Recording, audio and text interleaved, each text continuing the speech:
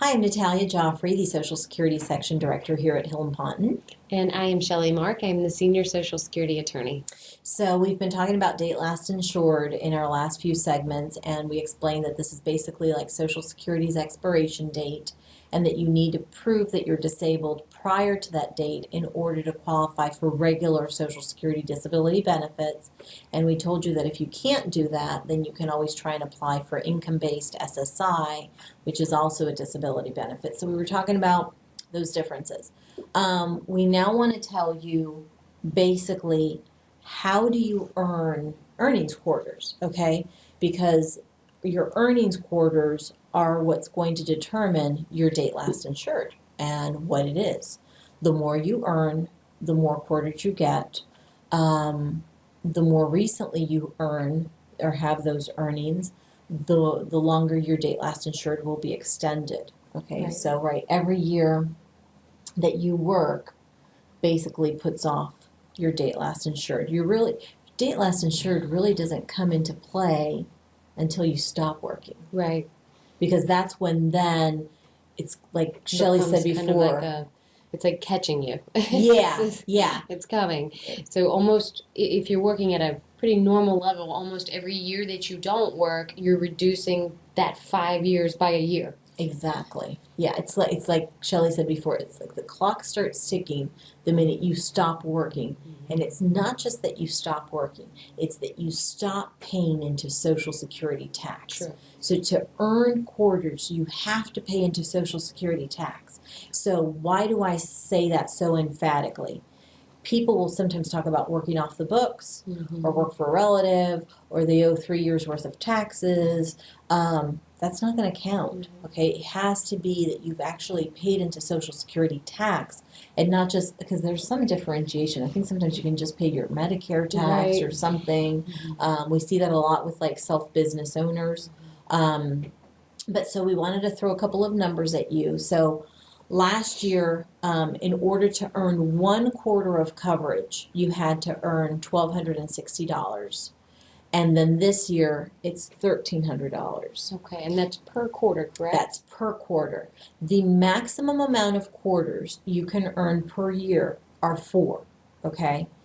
So I want to give you that information and explain to you that that doesn't mean that you have to work in all 4 quarters, okay? Right. So if this year's amount is $1,300, that means that you have to earn $5,200 this year to get 4 quarters. Right. Well, what if you earned $5,200, which is very doable, just in the first quarter? Sure. Okay, just in the first 3 months of the year.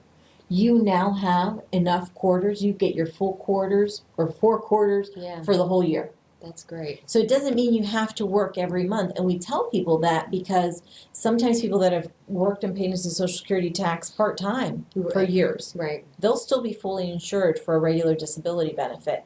Now, the higher your earnings, the higher your benefit will be. Sure. Okay? So that is true. But if you're just looking at being able to qualify technically for benefits, for this year, 2017, if you've made $5,200 in the whole year, you're going to get 4 quarters of coverage. That's great. I Okay. think this is an area that's confusing for a lot of people, so I think that's a really good explanation. And then also everyone asked me, what is my disability amount going to be? That's like the magic question. And then it's always the same as Natalia said, that it's going to depend on what your earnings were. You know, Yeah. everyone's different. It's not like SSI where there's just one amount and everybody gets the same thing. Depends on your earnings and the taxes that you paid in, and then it's a computation that I'm not aware of exactly. Mysterious. It's very Social mysterious. Security figures that part Highly out. guarded secret. I mean, I'm sure there are some brainiac mathematicians out there that know, but what I will tell you is that there's no percentage or correlation in terms of, like people think like unemployment, like, oh, they have to give Right. me 80%, or long-term disability, they pay me 60% of what my earnings used to be. Social Security is not that way. Yes, we know that the higher your earnings were, the higher your benefit will be. If you pay the maximum out a year, then you can get the maximum Social Security benefit, which is like in the ballpark of $3,000. Right. I have seen that happen once, and I've been doing this 26 years. Yeah, that's I just aged myself. I was a toddler when I started here. That is like a very good point because people assume that they're going to receive more of a benefit. I've had many clients that were making over 100,000 a year or for leading up to when they became disabled. And again, I've seen into the mid 2000s, maybe 2,800 max. As a benefit. Anyone in the ballpark of 2,000, we consider to be a high benefit. It's really not the norm. And if you want to find out what your benefit would be, request an earnings record from Social Security. Definitely. Okay, everyone can get that for free, and it'll tell you like what your benefit would be if you became disabled, what your benefit would be if you retired at age 62, what it would be at your normal retirement age, and it will also tell you what your date last insured is as of right now, whether you qualify for benefits, whether you have enough earnings quarters, all that good stuff. And I think, Natalia, I think you can do that online now, right? Yes. You can make your account online and then get a PDF. Yes. And that's what's preferred. Yes, definitely.